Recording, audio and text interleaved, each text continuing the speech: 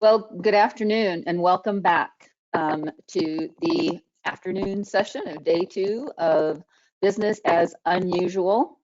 You're here at the Sustaining Colorado Watersheds Conference 2020 virtually, and we were all just commenting a few minutes ago on how beautiful it must be this afternoon up in Avon. Well, it's pretty beautiful here too, but we miss you all. And we look forward to next year, October 5th through the 7th, 2021, when hopefully we'll be getting together in person. So we're going to start our session number 3 here shortly. First, I'd like to once again thank our sponsors. As always, we appreciate the long-standing support that we've been getting from a lot of these folks. They believe in networking, they believe in what we're all doing, and they support us in doing it.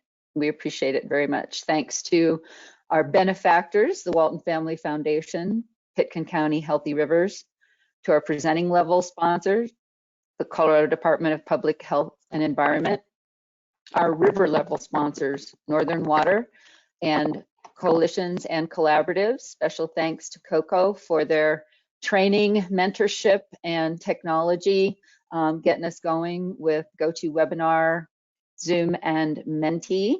And of course, our stream level sponsors are our bedrock. We build upon that sponsorship and appreciate them, and our scholarship level sponsors that have brought over 20 young professionals to this conference with us here today, where I understand we have about 250 people registered, and we hopefully will be seeing more of those attendees coming along, but let's just keep moving because I am very anxious to get started. And one of the things that we'll be doing to engage with you all interactively is through Menti. So what you do here is either on your cell phone or in your browser, go to menti.com. It will ask for the code, which is 2398865. That's the code that's at the top of the screen, 2398865. Of course, you guys know how to conduct yourselves, but just in case, we did turn the profanity filter back on after the last session. Just kidding. Please be respectful and professional, but we really hope that you will have questions prepared and that you will be able to engage in the Q&A session. Now, if you have technical issues or if you need other help or assistance, please use the question box or the chat box. And again, we have a fixed time for questions. We have a lot to cover today in a short amount of time. Our speakers and presenters will be around and their information is available, so please don't hesitate to follow up with them if you have any unanswered questions. Look for the speaker info in Expo.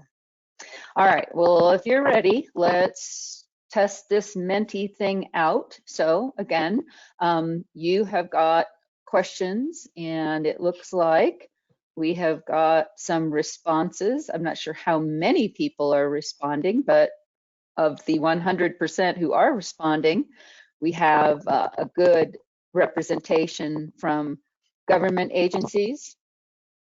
I think the other category included rodeo clowns the other day. That was kind of fun. I think people sort of self-selected as rodeo clowns.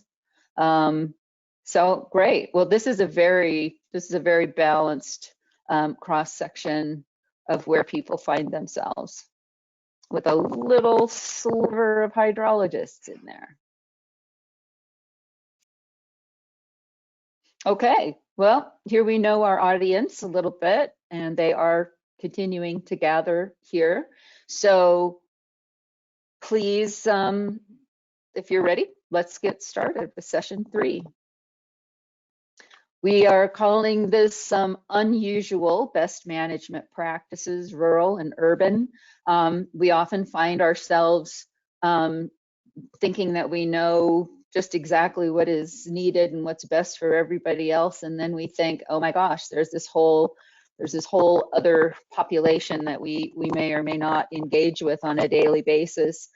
Folks in urban centers don't often get out into the countryside. We want to look at unusual best management practices, both from the rural and the urban perspective, to see what we have in common, to see what we have, what's really going on out there, and to build on those, the good projects and the good efforts and the good work that's going on out there. So our first half of session 3, we'll get started with rural innovations in watershed management. I'm starting with Phil Brink, who is here with us in spirit and voice, but not visibly. So Phil is with us from Brink, Inc. We have Brianna Trotter and Tyler Wible with the CSU Clean Center, as well as Blake Osborne and Luke Javernick, and Melissa Daruna will also be joining us. Phil Brink and Brianna and Tyler will lead off with their study of best management practices initiated through the Environmental Quality Incentives Program, EQIP. Since it was unveiled in 1996, since it was unveiled in the 1996 Farm Bill, budget for EQIP in 2023 is expected to be in the $2 billion range. Next, we'll hear from Blake Osborne and Luke Javernick, showing us how community-based engagement can create successful community partnerships that last.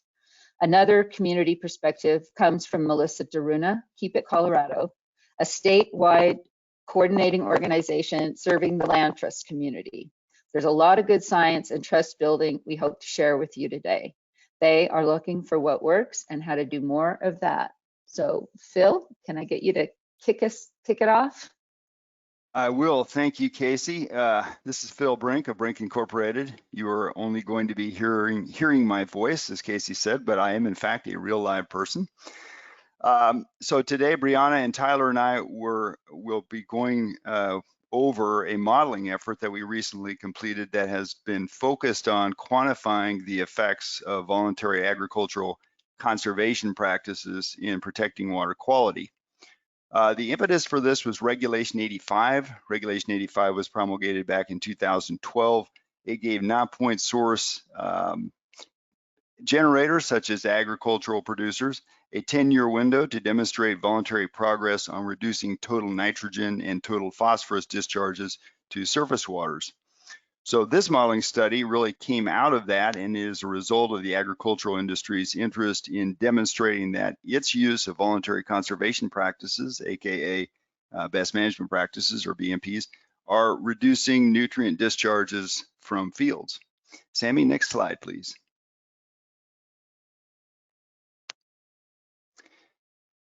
The purpose of the project was to quantify how selected NRCS EQIP conservation practices are affecting edge of field discharges of total nitrogen and total phosphorus.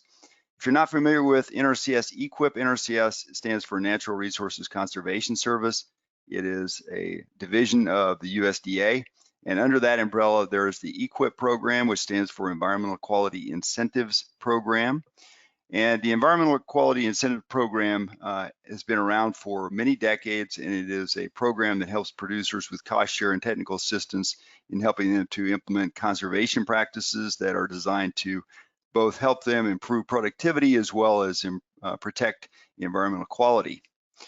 So we obtained data from the USDA through a Freedom of Information Act and secured a list of all of the conservation practices that were installed between the years 2008 and 2018 in the state of Colorado. And then from that large list of all the EQIP practices installed, we selected a few practices that we then plugged into a new model that has been under development for a while by CSU's Clean Center. It's called the Edge of Field Conservation Modeling Tool.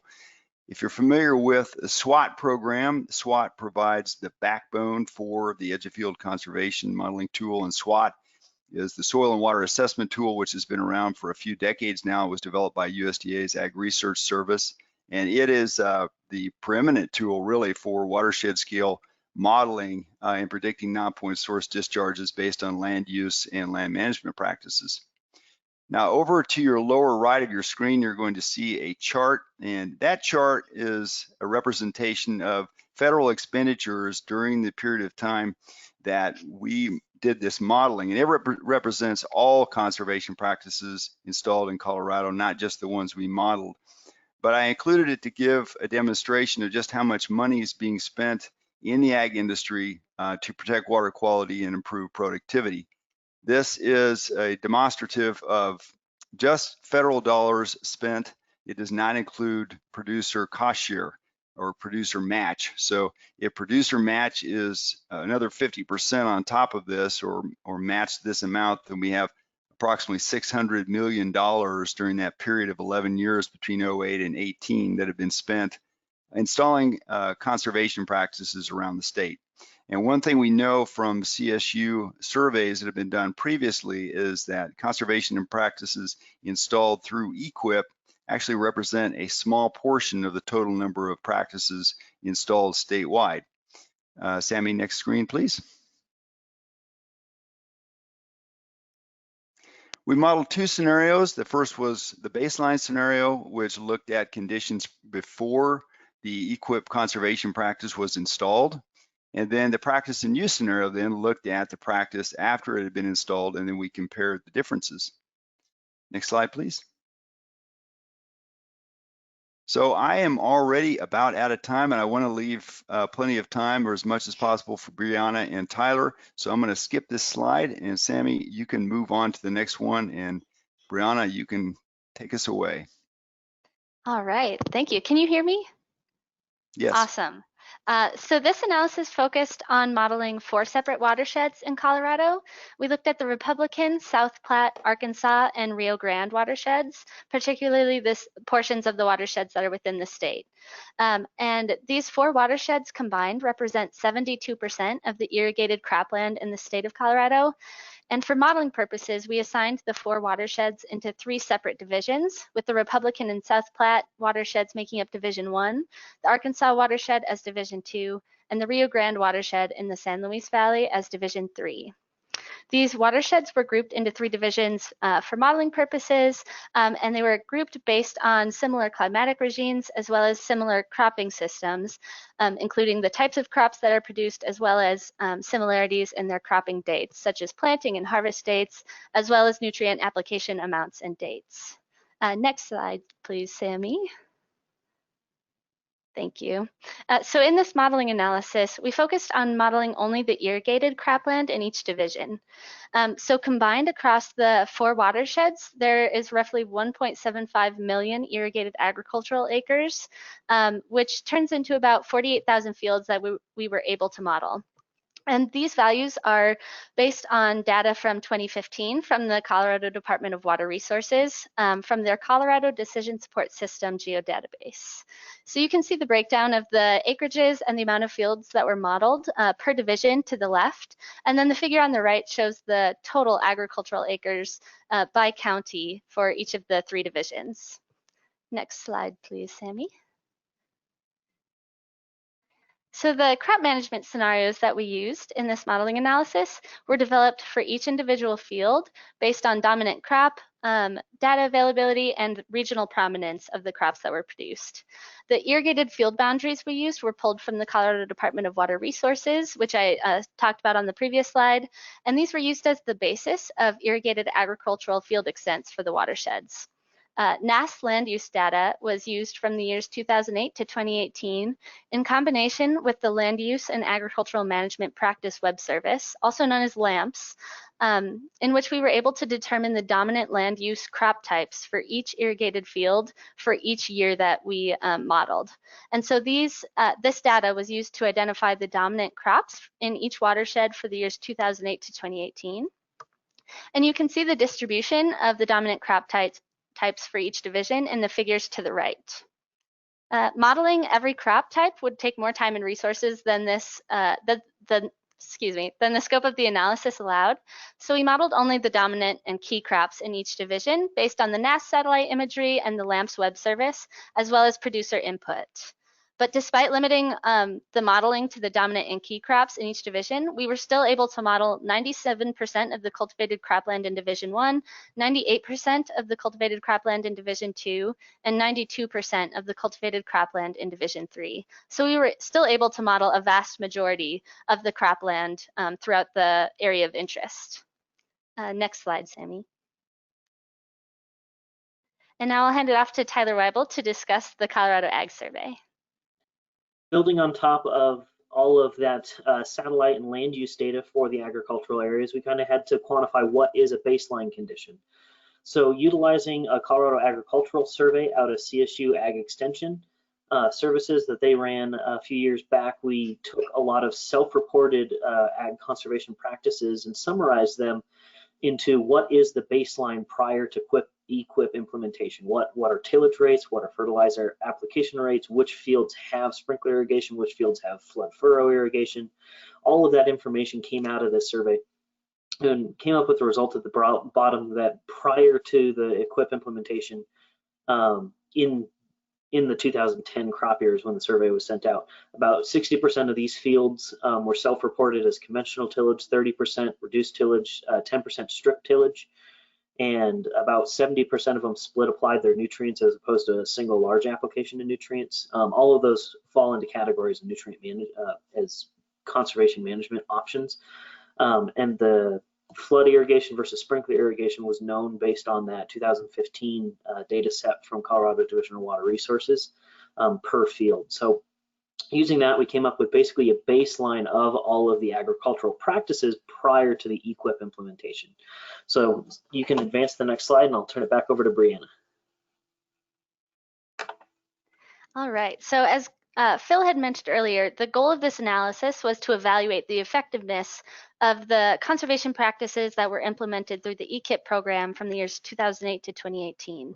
The EQIP program offers over 164 different types of conservation practices, and some examples that are common to Colorado include irrigation water management, tillage and residue management, cover crops, prescribed grazing, nutrient management. There's a wide range of conservation practices that they offer.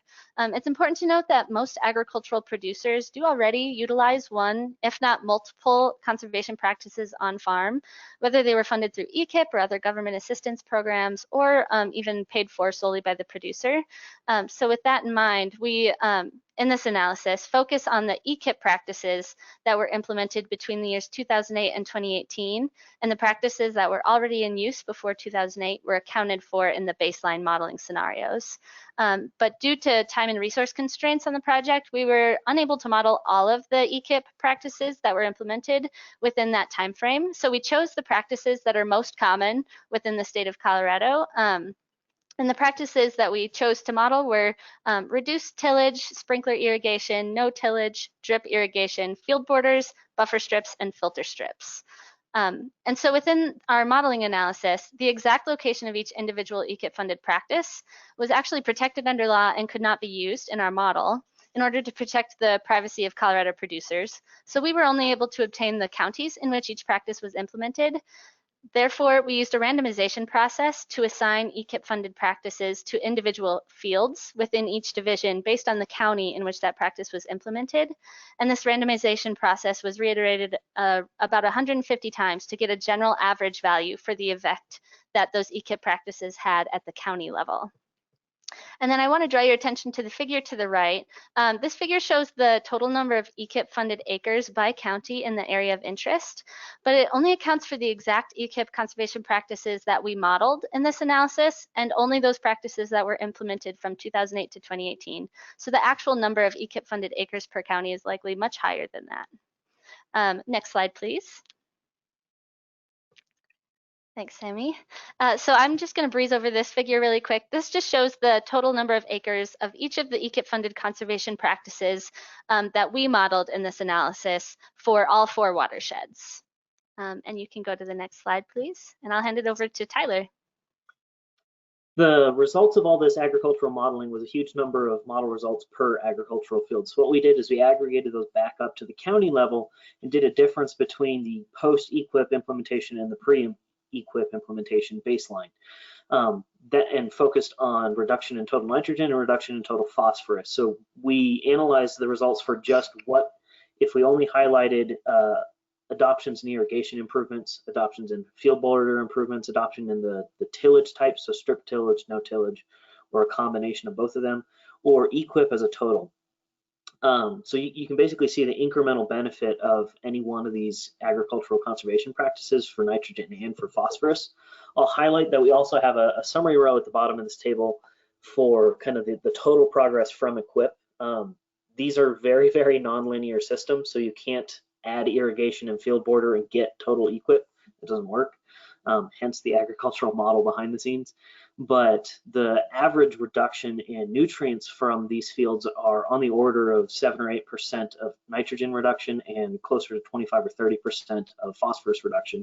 Highlights being that the highest benefit conservation practice was the adoption of irrigation. So you'll see that one's 7% nitrogen and 33% phosphorus, as well as I think field borders was the next runner up on those. But total progress across the entire project was fairly significant, and these tonnage rates are huge when you account for the millions of acres across all of Colorado. But that is the result of our study. And Phil, I'll turn it over to you if you want to highlight the media release. And you can advance one more slide, Sammy, sorry.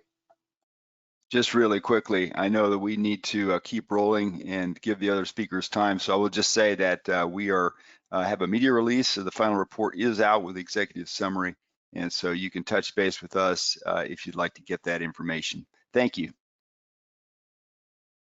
Thank you all very much. There's a ton of information available there, and Phil, I know you all will be very generous in sharing that with anyone who's interested. Blake, Luke, please tell us about your community. Yeah. All right, thank you. Luke and I are here. We're sharing a microphone, so we're going to pass that back and forth right in the middle. But thank you for the opportunity, Casey, and everyone. We're very excited to be here and talk about a project that we've been working on. It's really smashing kind of two projects together. We have a research project operating kind of underneath, looking at low-tech and process-based restoration techniques and answering some questions that we've had for a while and also are kind of floating around within the restoration community.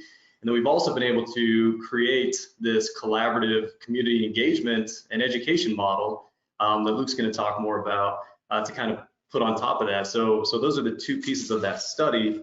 Could you advance the next slide, please, Sammy?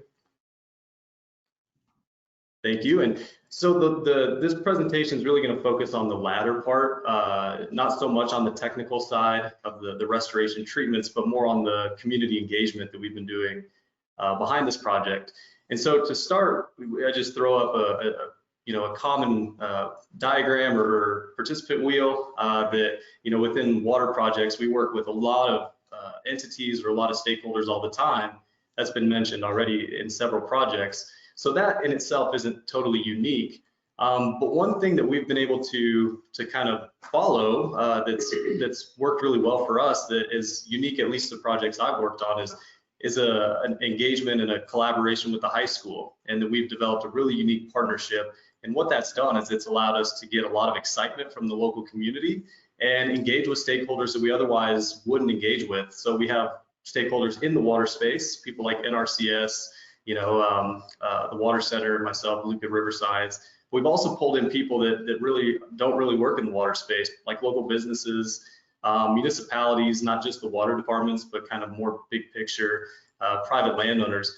So that's a unique part of the project that, again, Luke's going to talk more about that. But we've also been able to capitalize on this movement within the conservation community. And my experience is specifically with land trusts, but San Isabel Land Trust was kind of a spearhead for this project. And they basically brought some people together, a small group, and said there's a conserved property.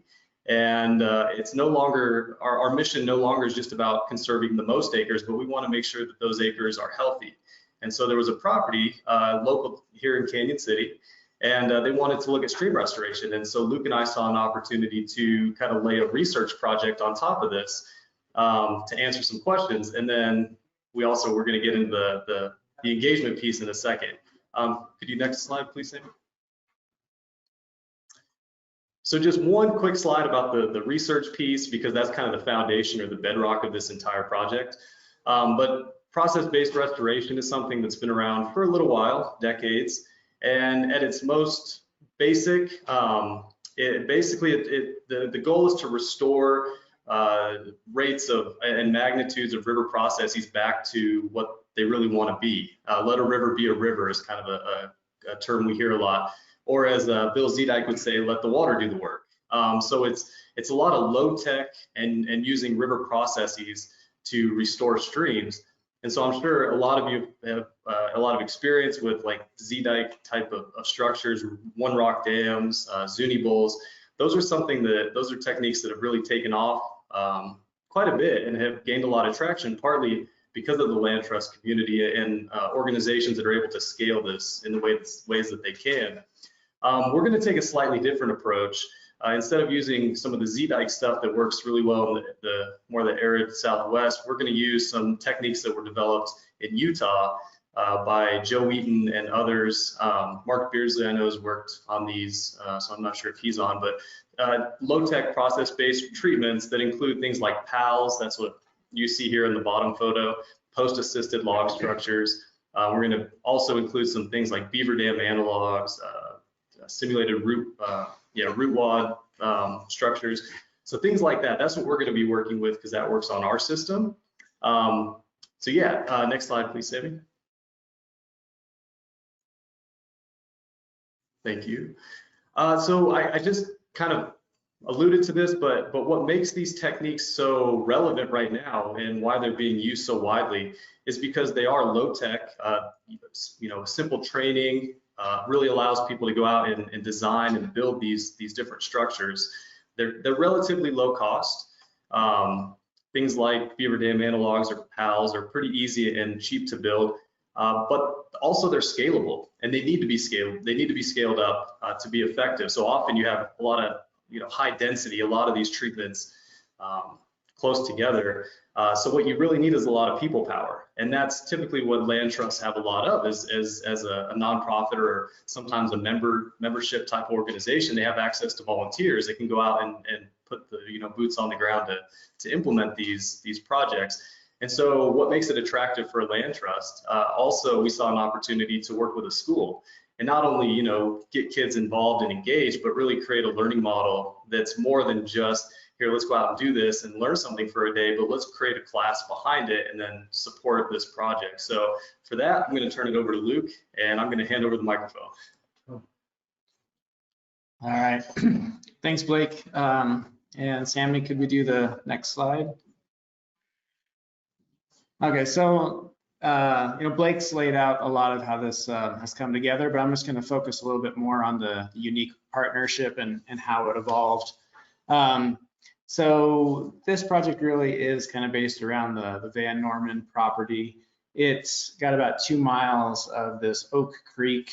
A lot of the entities involved are locals, and they've seen this creek at different periods throughout the last couple of decades, and everybody kind of agrees like this creek used to flow year round, or almost in every year it used to flow year round. So, and over the last 20 years or so, it's really become degraded. It's incised in a lot of areas, and it's very, the flow is really infrequent now. But if you tour the property, it still supports an immense amount of wildlife. This property is held in conservation easements, and to the entire south border, it's bordering public land. So just a lot of wildlife coming down to this creek to get water and habitat, and that's quickly disappearing. Next slide.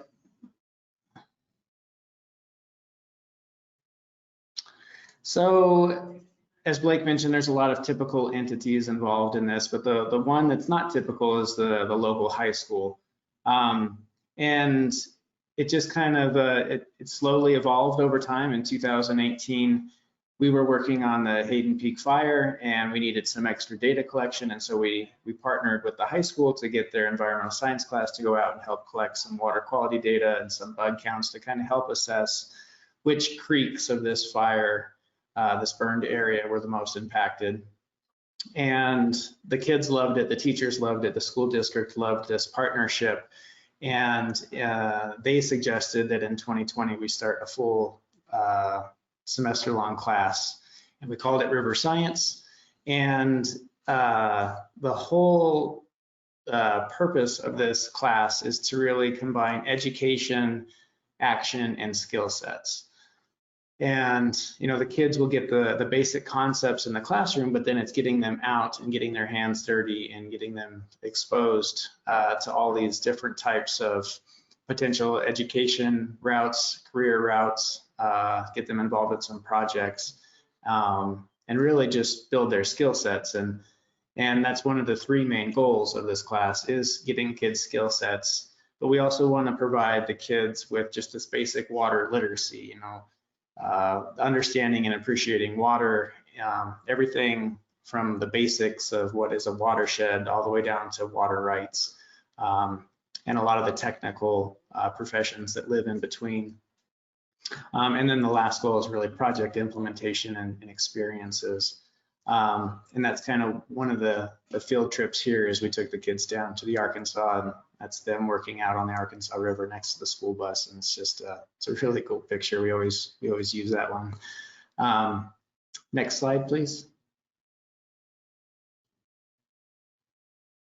So this is the kids working down on the Van Norman project. And as we first started talking about the Van Norman project and what we can do and what we're going to do, and we're trying to get all these stakeholders and entities involved to get support behind this project, every time we started mentioning, oh yeah, we're going to bring the Canyon City High School down here, it's a class, they're going to be doing this and that on the project, people just softened quickly. They could all get behind this shared vision, and they all believed in the education and bringing kids up to respect water and understand water. And it just, it's amazing how the conversation could quickly change once you start talking about education and bringing kids along. And this area used to have beavers. The locals eradicated those a long time ago, and today they're still very anti-beaver. But what's interesting though is Rockville, the main water right down below this property that uses all the water for their water treatment and water supply. The community is very anti-beaver, but now they're softening because some of these process-based restoration is going to mimic beaver. And so it's already kind of shown how things can soften. And that's kind of the main kind of like working research community model that we're trying to highlight here, is how to get everybody behind that shared vision. And for us, education has been a big part of it. And it's been a win-win-win. It's a win for education, it's a win for restoration, and it's a win for our local community and the water resources. And if we have time, I have a 1-minute video just to kind of, I think it's interesting to show some of the progress that's happened. So this is just some slides of the kids going out and doing land survey, getting them some experience. And then we flew the drone to do some aerial mapping, to do an elevation model. This is the result of that elevation model with survey grade accuracy. And then we wanted to get the kids kind of exposed to river processes. So we use the stream table. And then with the elevation model, we run a hydraulic model, and the kids get to see how all of this comes together and how their hard work pays off. And then just some more pictures of the kids using an app that they built that would go out and collect data. All the data then was automatically loaded to ArcGIS, where it kind of documents habitat data. So, if dens or caves were identified, or scat is what some of those last ones were showing. So it's a very quick video, but just to kind of show some of the progress that the students helped out. And yeah, we're really excited about it, and I'll end there as I think we're out of time. Thank you all so much for understanding the time constraints here. Melissa, please pick up on that, the conversation about land trusts, and tell us what you're up to. Thanks, Casey, and thank you all so much. I think that the projects that were just highlighted offered a great introduction to us. So I'm Melissa Daruna. I'm with Keep It Colorado. If you're not familiar with us, we are a statewide coalition of conservation organizations. At our core, we have the land trusts around the state as members. We also support public agencies from local, municipal, and county open space programs all the way up to CPW, Colorado Water Conservation Board. And we're doing more and more work with partners who overlap land conservation and water conservation, Colorado Watershed Assembly being one of them. So Casey, thanks so much for letting us be here today and including us on this awesome panel. Similar to what Blake and Luke were just talking about in working with a land trust, I wanted to highlight a few projects from some of our members that tend to be sort of non-traditional for land trust work around the state and really around the country. So I can't claim this work as our own, but I'm really honored to be able to elevate the work of these members. Sammy, if you can go to the next slide, please. Thanks. So the first project that I wanted to highlight is from Mountain Area Land Trust. They are actually based in Evergreen, but they do work all over that area of Colorado. And this project actually focused on some properties that are conserved, private lands that are conserved just to the west of Alma and Fairplay along the South Platte. And Mountain Area Land Trust was able to do a partnership with the biology department at the University of Denver to conduct some baseline water quality surveys on these conserved properties. This is a really innovative project. This happened just in 2019, and it was a really unique way for the Mountain Area Land Trust to engage their private landowners in an added service area that traditionally land trusts wouldn't tap into, but also provide future opportunities for more collaboration across increasing and maintaining the health of waterways. Next slide, please. Thank you. So the program offered some staff, both from the university, staff and students from the University of Denver, as well as volunteers and some paid internships through the Mountain Area Land Trust. So it was a great way to kind of share the burden of, again, as they were saying in the previous presentation, the people needed to make these projects happen. And then the Land Trust facilitated all the contracts and access with the private landowners so that people could come in and do the water quality studies, take the samples, and then reported the baseline data back to the landowners. This also increased a lot of interest for future conservation, restoration, and mitigation work from funders who maybe wouldn't otherwise be looking at land conservation because they tend to be heavily focused on the water side exclusively. So it's a really great opportunity to elevate Mountain Area Land Trust in additional sectors of their community focused more on water quality and water conservation. Next slide, please. Thank you. The next project I wanted to highlight comes from the Palmer Land Trust. If you're not familiar with Palmer, they are actually based in Colorado Springs. Again, not a rural community per se, but they actually do incredible work all over the south and southeast areas of Colorado. And this project occurs actually outside of Pueblo along the Bessemer Ditch in the lower Arkansas Valley. And it's really geared towards protecting a local agricultural economy in that area. As we see across the state, as development pressure grows, more people are moving around the state, urban centers are sprawling. And as Pueblo was looking at their population growth and considering where their water was going to come from and what water rights they were going to seek to purchase, they actually reached out and began working with the community. And Palmer Land Trust stepped in to help facilitate a coordinated effort with the community to help protect and ensure a thriving agricultural community along the Bessemer Ditch in the future. You can go to the next slide, Sammy. They really took their cues on this from what happened in Crowley County and wanting to avoid the situation there where buy and dry was really common. The dried up lands turned into dust, things were not revegetated, and the local agricultural economy collapsed. So wanting to avoid that, the community has really come together to look at things from a more strategic approach for both land and water conservation. If you're not familiar with what grows in this area, there are some of the most unique and fertile lands along the Bessemer Ditch outside of Pueblo. It's home to where the Pueblo chili is grown. And the economy, not only of the city of Pueblo, but of obviously this area just outside of it, is really dependent on these family farms.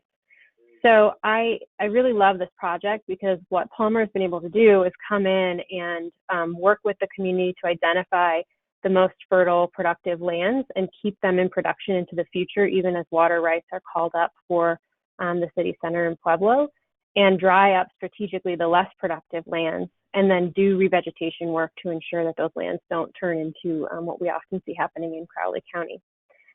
This project is really awesome in that it is on its face focused on water, but is really about a community and ensuring a sustainable community and path forward for everybody involved.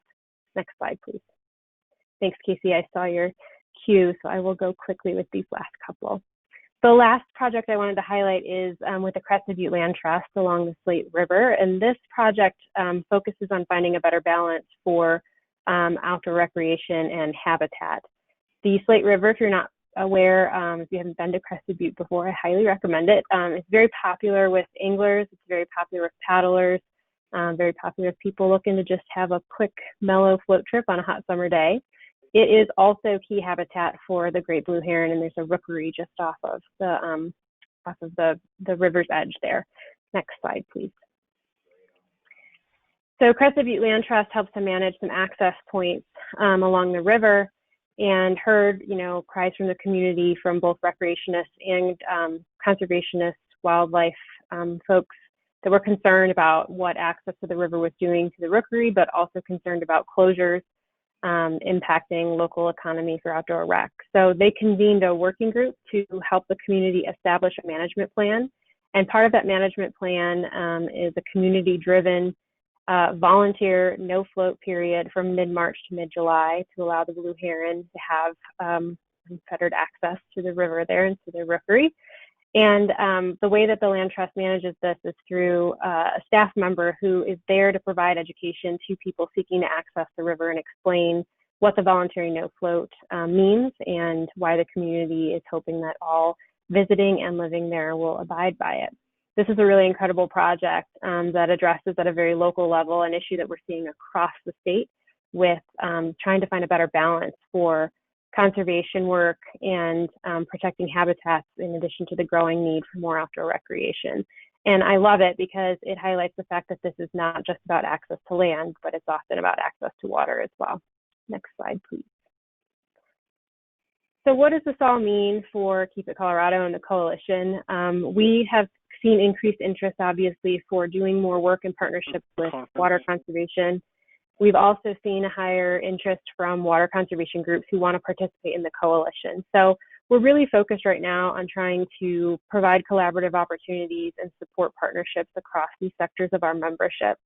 We are working with connections, like I mentioned before, the Colorado Water Conservation Board, and making sure that our state planning efforts around private land conservation really match what's happening with the state water plan and other larger planning initiatives. And we really focus heavily on where our policy is going and ensuring that we are helping to foster policy and funding moving forward that looks at conservation more holistically and ensures that we can keep that connection between land and water. Thank you. Thank you so much, everyone. Thank you, Melissa. Can we just take a few minutes and see if we have some questions from our audience? Please go to Menti. The code is 2398865. We're going to take just about 3 minutes here. So hopefully if you've got a question, you can get it on the screen. And also please follow up with these folks outside of this current presentation. I know they'd be happy to talk to you more about their experience and their great projects. So I'm going to go ahead and ask a question because what I'm hearing running through your talks today is reference to some of your partners, NRCS, reference to Farm Bill funded types of activities. Are you all involved in the Farm Bill process? There'll be a new Farm Bill hopefully coming together for 2023. Can Can any of you speak to your engagement with that process? I can take a stab at it, but I'm not personally, but I do know people. I do know and work with people who are invested in the Farm Bill process, specifically out of the NRCS offices with USDA. And I believe, Melissa, that that's an area that you're. Yeah, I was just going to say we have members that focus strategically on agricultural lands and preserving and conserving working lands. But we also have members who have, properties of varying capacities across the state, and we're going to be encouraging a lot more engagement this year. I think, we've had a handful of land trusts really heavily engaged in Farm Bill developments in previous iterations, and so this year just recognizing that it's important, I think, for the entire community, because even if you've got one or two properties or projects that are involving working lands, there's a lot of opportunities in the Farm Bill that people are not always aware of. Great, thank you. So Luke and Blake, a quick answer to the question about the results from the research side of your project. Yeah, take it. Yeah, sure. Basically, we're looking at this, we're taking a little bit of the long view. So we started this project about 2 years ago, is when we first started meeting, and really building the relationships, as I'm sure you all know, takes time. So we've been so focused on that so far we've collected baseline data, and we're implementing treatments with this class that we have currently this school year. So we don't have any results of some of the, the novel techniques that we're testing. We've just been really working on collecting baseline data at this point. So it's sort of a, long-term, like 3 to 5 year project that we're kind of right in the middle of. So sorry, that's not very satisfying. Yeah, we'd really like to make it though, kind of a demonstration project for the process-based restoration in Colorado. And that's going to be where a lot of the research questions come out of, is the impacts. Yeah, so there's a lot to come in that. Great. Well, I hope you'll all hang around for the happy hour this afternoon. Thank you, Phil, Brianna, Tyler, Melissa, Luke, Blake. Thank you all for your time here today. And if you didn't get your question answered, please track these guys down later on and have a chat with them. So with that, I think we are just about ready to turn this over to the, oh, but wait. We've heard a lot today about the importance of building relationships and trust, and a lot of people have tips and pointers for, just how to get the most out of their relationships. So here's one approach that I think it's been tried, but usually with mixed results. I'd like to turn this over now to the sparkling Miss Mary Powell with her panel on urban innovations. Thank you, Casey. Appreciate the introduction. Do we have all our presenters going? And great. Let me get my remarks up. Thank you. We're going to try to make up a little bit of time here, I think. So I'm going to just cut to the chase pretty quickly here. In the second panel, we'll be hearing about some urban-oriented watershed and stream management innovations. I personally really like this lineup, one, because I'm familiar with a lot of the work going on, but also because it covers a wide range of the sort of what I think of as a watershed life cycle, from resource assessment to land use planning and design, and then to repurposing an existing resource. So we've got some good panelists. I encourage you to read more about them in the session biographies. I'm not going to go into much then, and Laura, I'm going to tee you up and hit you off.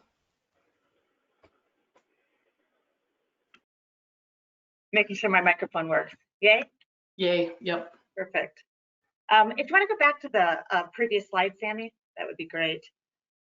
I should let you all know that when they asked us for slides like 2 weeks ago, my mind doesn't quite work that way.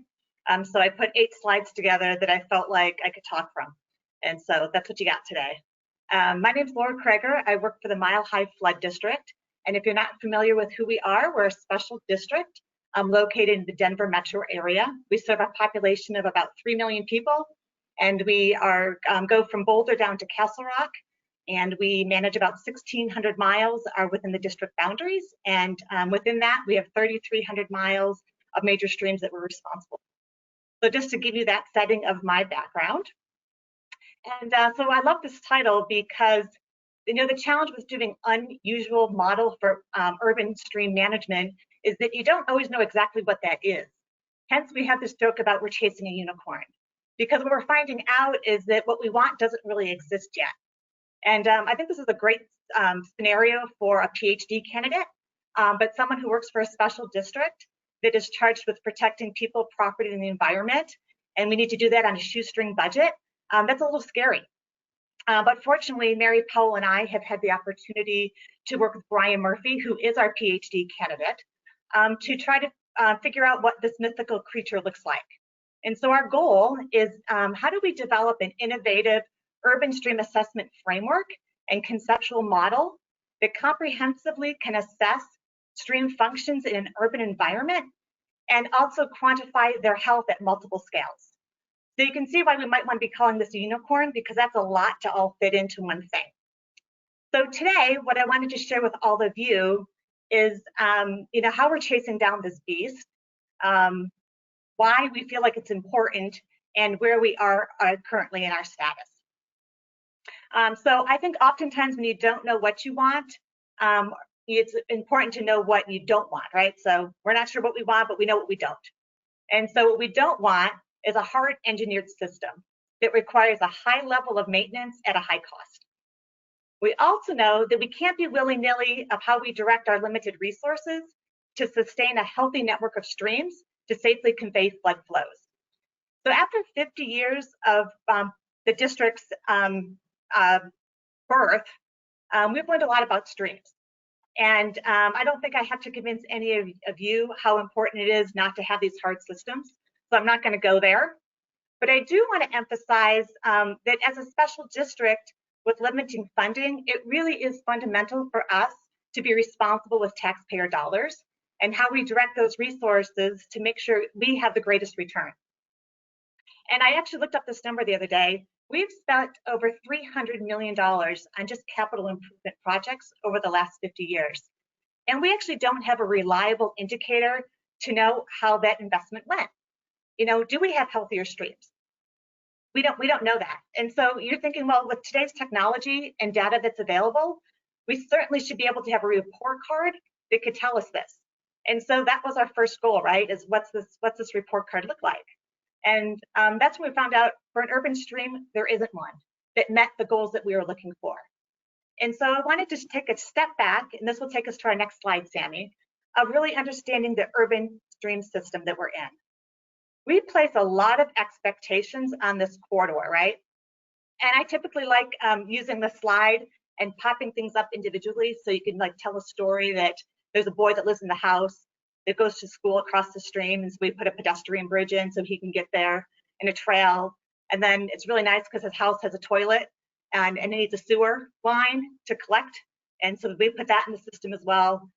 We also want to make sure that we can provide for recreation. And so when all these things start popping up, you realize that we're putting a lot of pressure on this corridor.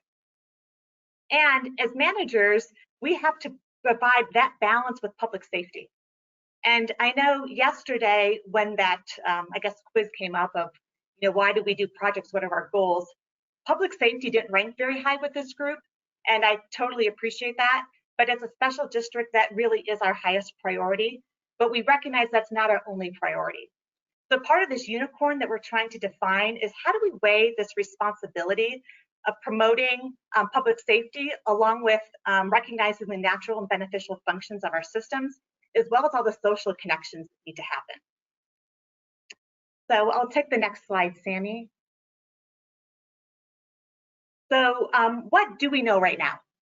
Brian Murphy and I talked last year at this conference, fortunately it was face-to-face then, about developing this idea of high-functioning, low-maintenance stream framework to help guide our urban designs.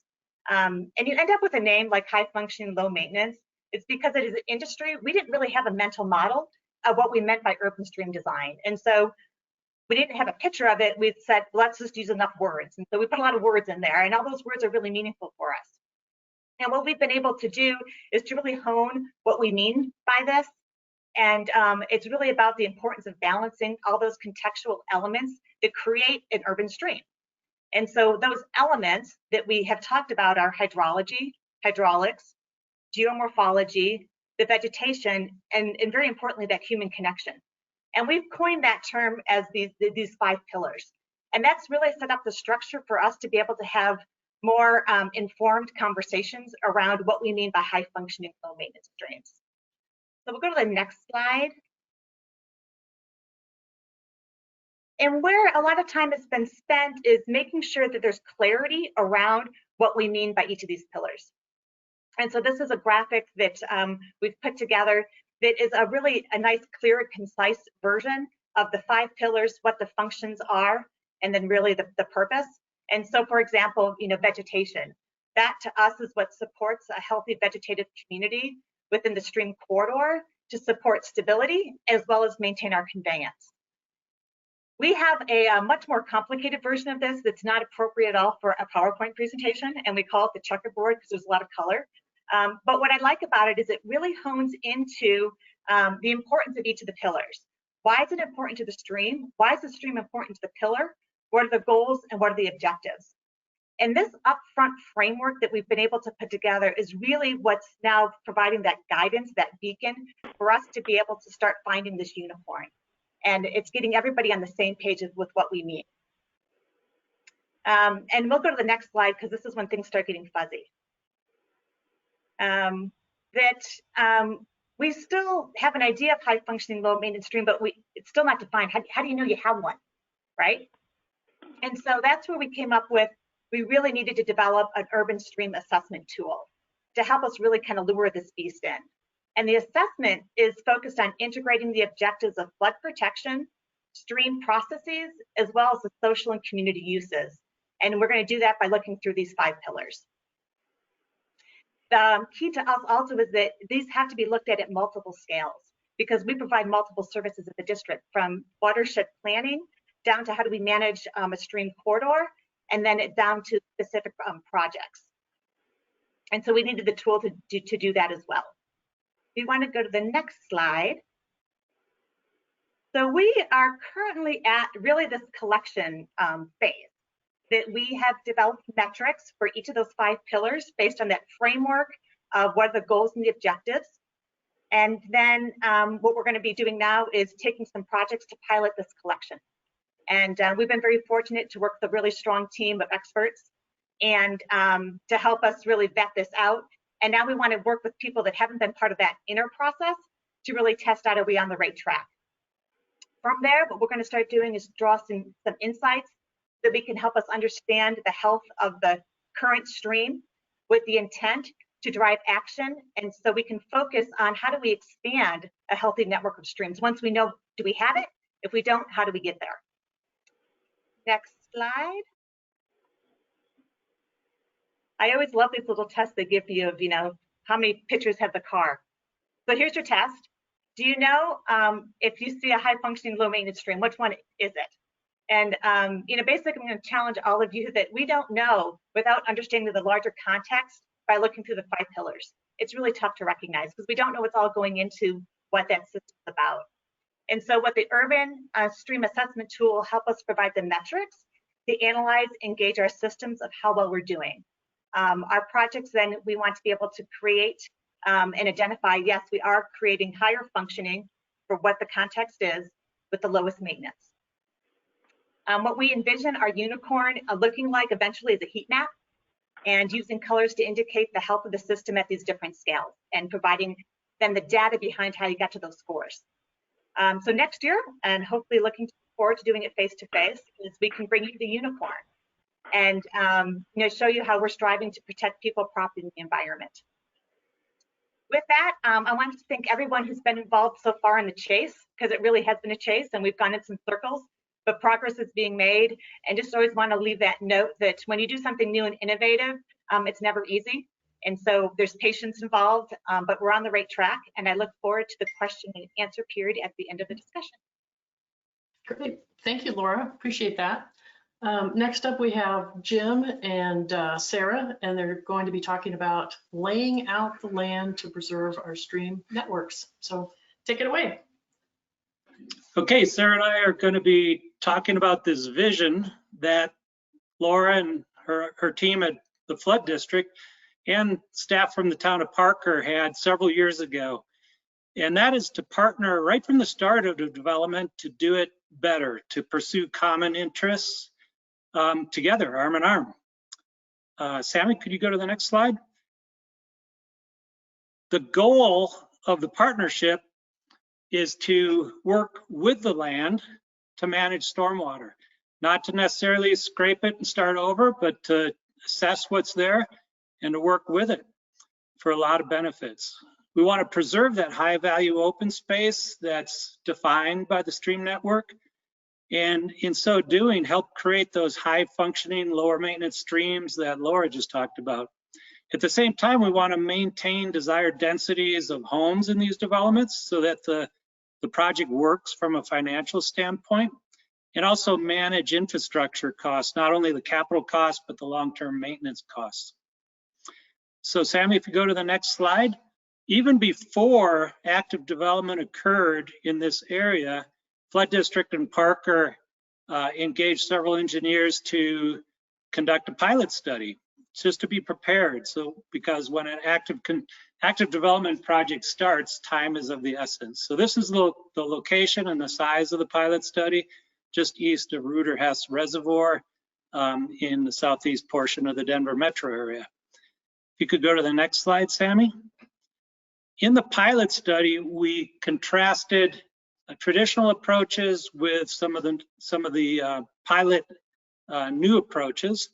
And where we started was a bubble plan, a development plan for this area that showed different filings of development, shown here in amber and blue for school sites, arranged around an open space network in green. That was a pretty good foundation to start with, but we wanted to really look into that and explore what opportunities there were using kind of the new approaches. So if you go to the next slide, we contrast traditional development, more of a, this land is a blank slate, we can do whatever we want with it, given enough scrapers, and kind of start over, start from scratch. That was the development layout that was more traditional on the left, and we wanted to contrast that with a lot layout that was a little bit more finely developed to work around the stream network on the right. Took a little bit more work, but was able to achieve the right densities. If we go to the next slide, we also were contrasting traditional ways of handling stormwater with some of the newer ways. And on the left, the existing master plan showed one detention basin and water quality treatment basin at the downstream end of this community. The trouble with that approach is that all the streams upstream would have the full impact of developed flows on them. And so we explored distributed detention to try to keep the flows closer to undeveloped conditions, enabling softer channels. This was all part of the pilot study. Could we go to the next slide? Now we're involved in an active development, and we're going through a stepwise approach, assessing the existing stream network, like you see in the photo on the right. And as we go to the next slide, identifying corridor widths that are necessary to preserve those streams, and also in this green shading, showing where really desirable sections of streams already exist that maybe they could be preserved and made use of. As we go through the next slide, this is where the art comes in. The development team did a fantastic job working their lots and their streets around the stream network to not blow right through them, but to try to preserve the high value ones. And again, they did a great job with it. Finally, in the next slide, we show integration of that distributed detention approach to try to reduce flows along all these stream reaches, not just at the bottom. And here's the result. We go to the next slide. This graphic was prepared by the development team, and it shows this open space kind of lattice work or network of streams. It shows how the community has really embraced this open space network from a planning and design standpoint, with parks and trails, and it's a great way to connect the community to nature.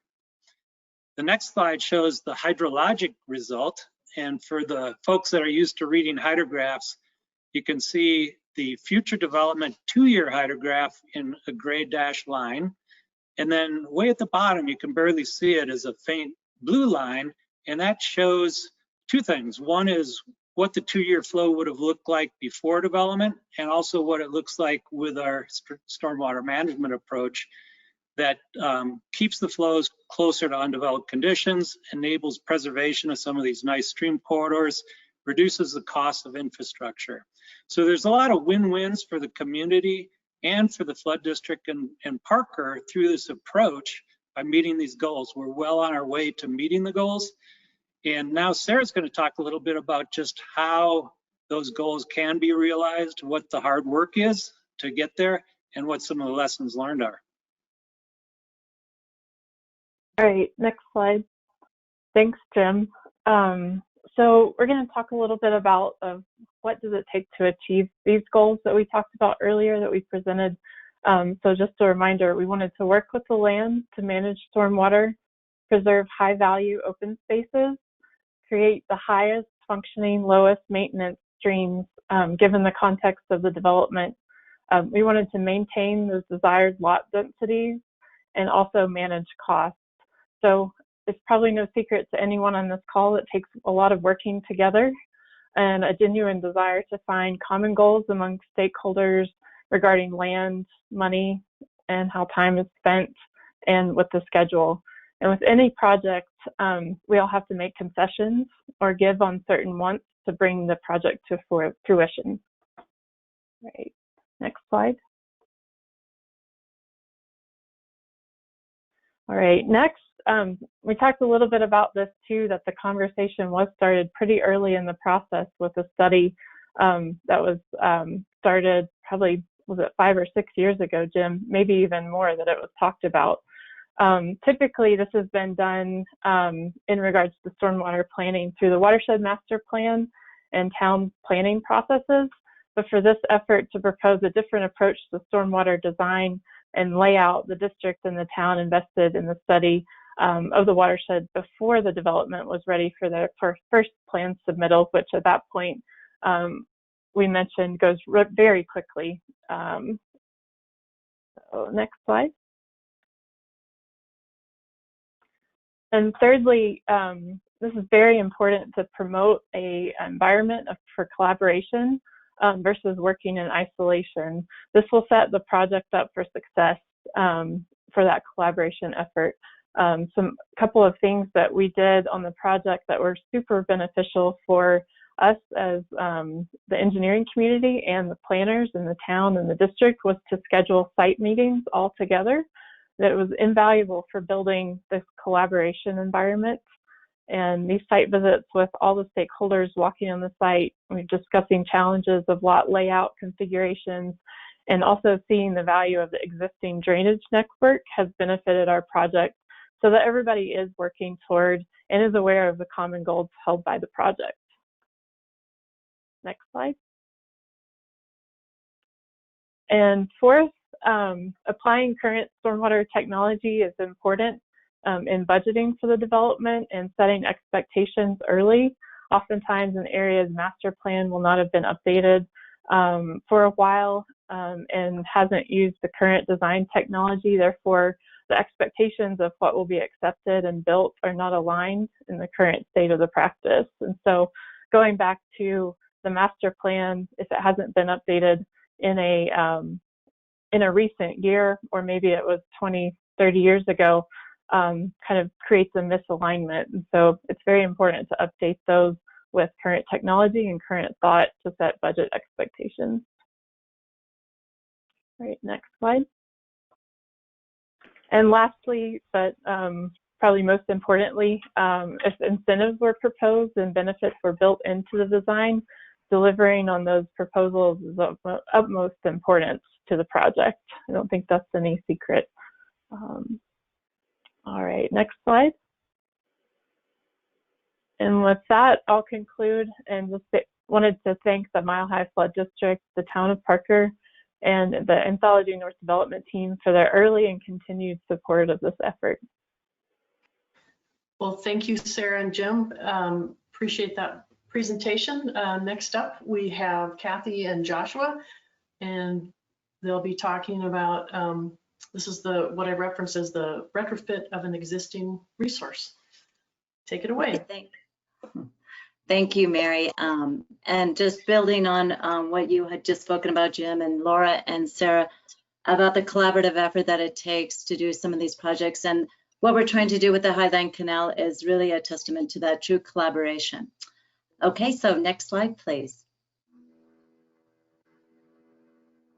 We thought it would be fun if we heard from you, if you've ever recreated on the Highline Canal, and knowing that some people might be outside the bounds of the Highline Canal and the reach that it does expand, but if you could just take a quick moment and answer that question, we thought it'd be fun to hear if you've ever been out on the Highline Canal. So you see the instructions there up on the screen, so if you don't mind logging on with your cell phone or with your computer. And we'll just take a moment to see. I know there are a number of Highline Canals out there across the state, but we are referring to the one right here in the Denver metro. It goes from Waterton Canyon almost to DIA. So, sorry for claiming the title of the Highline Canal. I know there are a number of. Thanks for the clarification, Josh. Well, hopefully we'll get some responses. Or Josh, we need to go out there and do some more outreach on the canal. I know, I just voted. I don't know. It looks like there's votes down 35, 37 votes. We're just not seeing them. Oh, okay. So it's just not populating up on the screen.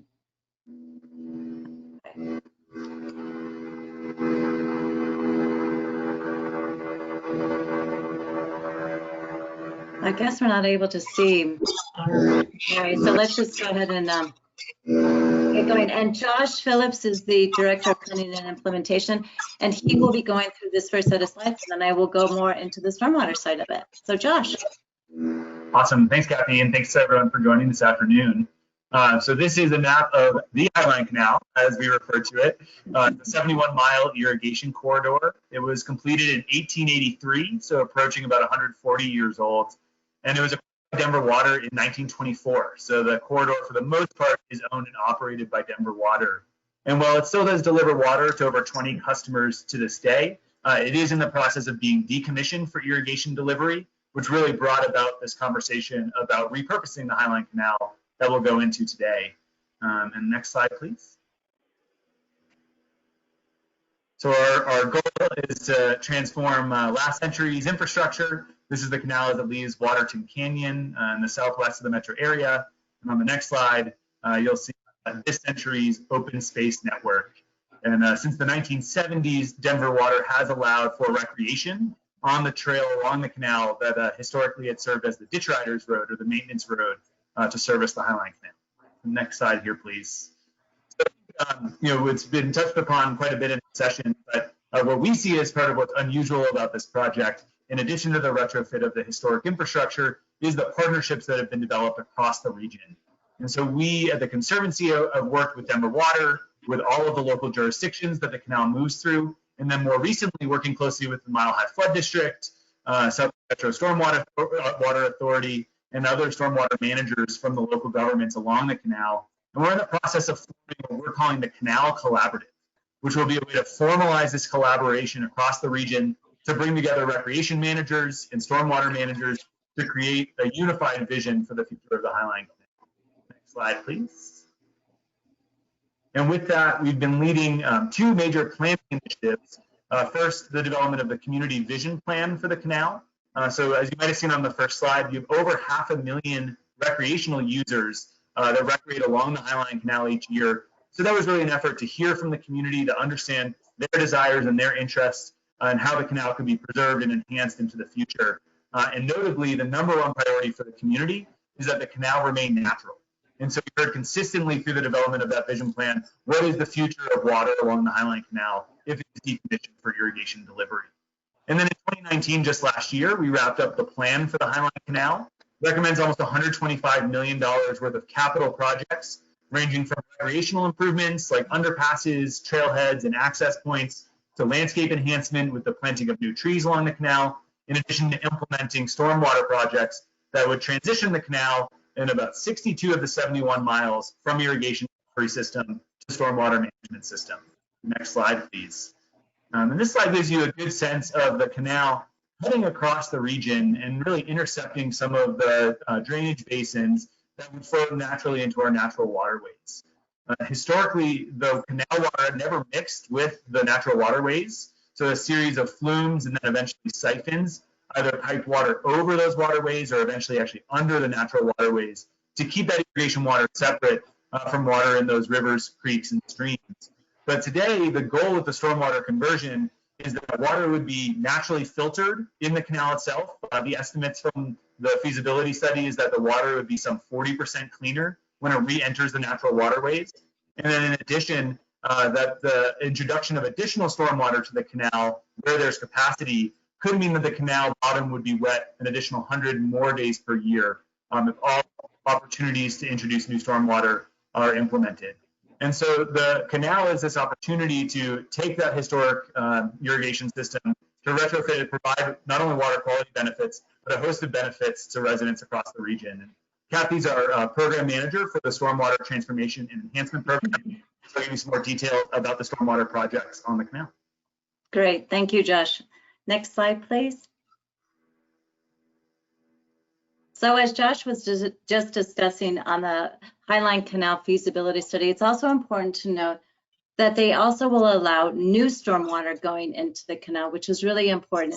And that further built on what happened in the master plan, which was finalized in October of 2018. As part of the master plan, it outlined the recommendations for formalizing that existing stormwater in the event of a 100-year event. There were several recommendations made, which I will talk about on the next few slides. But most importantly is if you look over here on the technical leadership team, and what is most unusual about making this case for the transformation of the canal is working with our set of partners. Here you see the partners that we have listed here were also involved in the feasibility and as well as the master plan. These stakeholders, although they're the usual set, there are unusual in the sense that we cross over 11 jurisdictions. So we work with a plethora of folks to establish, to talk about, to discuss the critical issues and opportunities that are necessary for making the case for the transforming the canal from its original purpose as a water delivery system using irrigation water to one that is repurposing the canal for stormwater management through a green stormwater infrastructure approach. Next slide, please. Here on this slide from the master plan, you can see the recommended solutions coming forward for the canal. The first one of which is water quality. As proposed in the master plan, and what you see highlighted here is in the northern section of Aurora, is the placement of water quality berms. Water quality berms are about every half a mile throughout the canal. As Josh mentioned, there's 62 miles available for the stormwater conversion. So that's a lot of water quality berms going in here. Again, the purpose of these water quality berms are to slow down and infiltrate the stormwater that is being discharged into the canal. Next slide, please.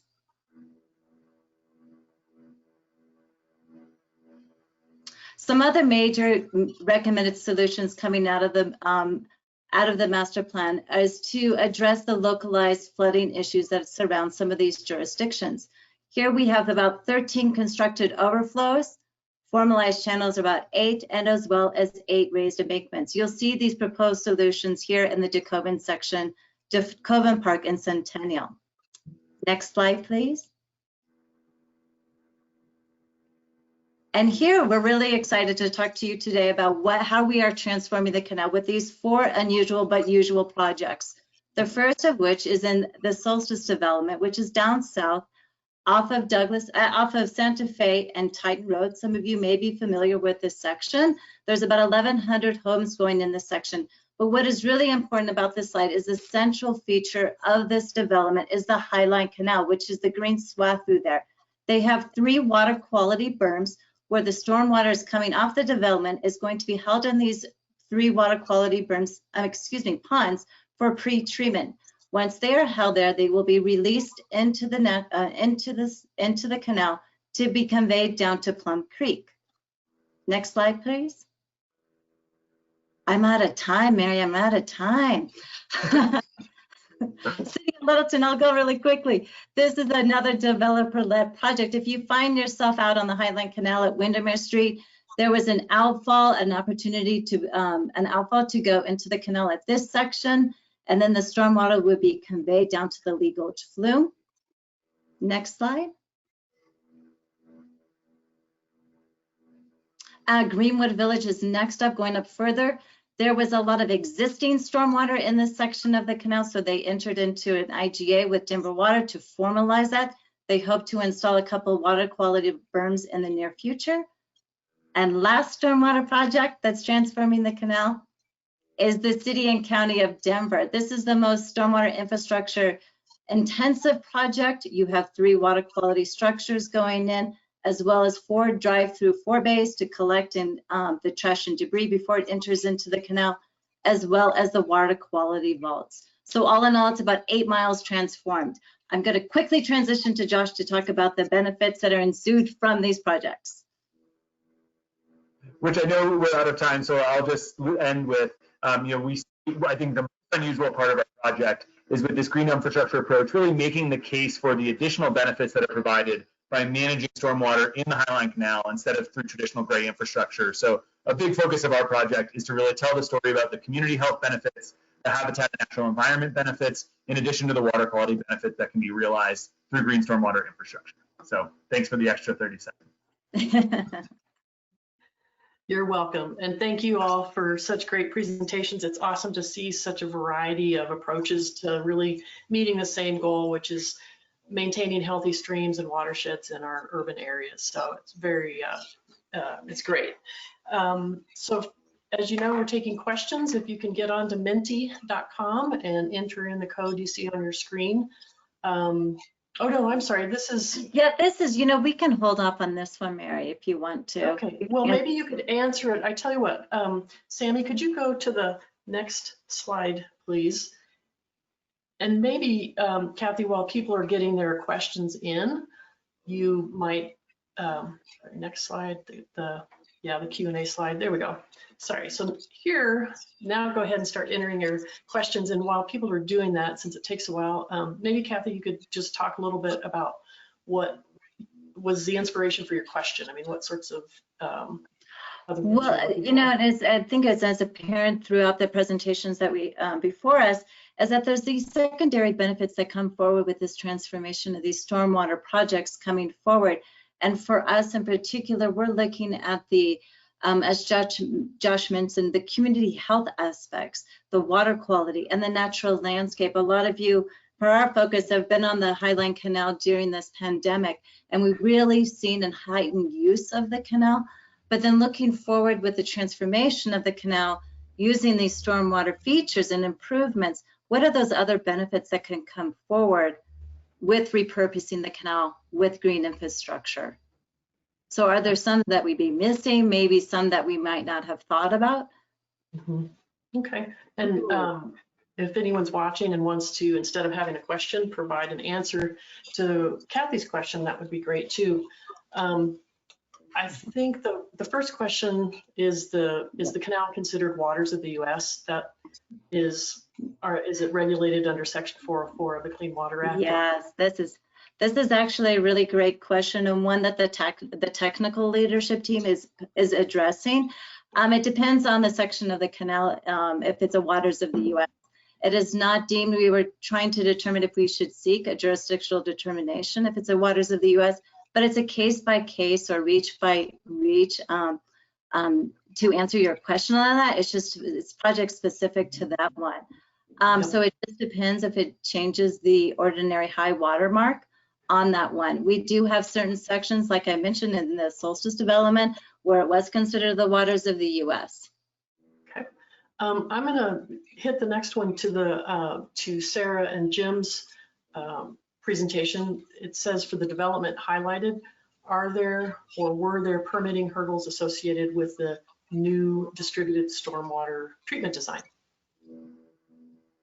Sarah, correct me if I'm wrong, I'm not aware of any additional permitting hurdles other than all the departments of Parker needed to kind of look at this in a new light and address more mundane things like street criteria to try to make it fit the new design.